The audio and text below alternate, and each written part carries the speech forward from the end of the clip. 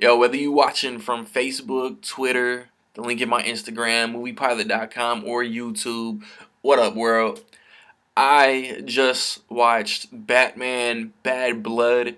It's the latest in the long line of DC straight to DVD animated releases. It also forms a sort of trilogy between Son of Batman, Batman vs. Robin, and now this. It stars Jason O'Mara, Yvonne Strahovski, the chick that was in like the last two seasons of Dexter, Stuart Allen, Sean Marr, Morena Baccaran, Gaius Charles, the dude who voices Batwing, Luke Fox. I don't know how to pronounce his name. I'm trying my best. And then Ernie Hudson. You got the Bat family basically, and it starts with Batman and Batwoman, and there's an altercation with some thugs, with some criminals, whatever. They crime fighting, and then Batman goes missing. So it's up to Nightwing and Damian Wayne Robin to investigate and find out where he is. They get help from Batwoman. She was there, you know what I'm saying? So it'd be pivotal for her to throw her 2 cents into what happened. And then Batwing, because of something that happens, he feels obligated to pitch in and help. It basically goes on from there. Like, that's the story in a nutshell. To an extent, we basically got this animation styles version of the animated series Batsuit, which was real cool.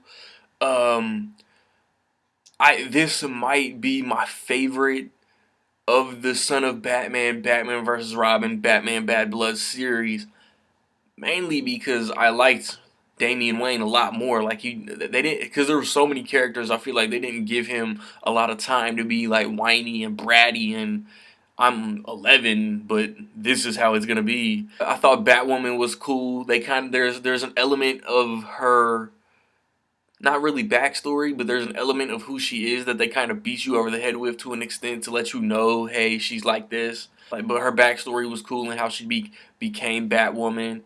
I thought Batwing was dope. He's basically an Iron Batman, and even Alfred got in on the action. I love how these I love how these movies look because they just haven't like just accepted the computer CGI to an extent. It still looks a little old school animation, and being a dude from those days, man, I dig that shit. I really dug the story more than other recent solo Batman releases because it like Batman really wasn't in it, and Nightwing and Robin carried the story. Batwoman and Batwing came in and were really good new additions to the story, and then they set it up. They set it up for another one, and then I'm excited to see where that goes. I'm sure in Comic-Con we'll get an announcement as far as what's coming out. And then the villain, like, I was intrigued in the villain's story too because his name is Heretic. I mean, he more or less wears like a Batman cowl, and and then his backstory like turned into something I didn't see coming. I mean, with all that being said, man, I feel like Batman Bad Blood is dope as fuck. Have you seen this movie yet? What did you think of it? In my opinion, it's one of the better DC straight to DVD releases of recent. Like, I've enjoyed Justice League Gods and Monsters. I've reviewed all these for like the past 2.5, 3 years. This is still one of the stronger releases that they've put out. My theater didn't get Hail Caesar this weekend, so I'm gonna have to wait for Blu-ray for that. Next week, I want to watch Deadpool and Zoolander 2, and then Race comes out with Jesse Owens the week after that.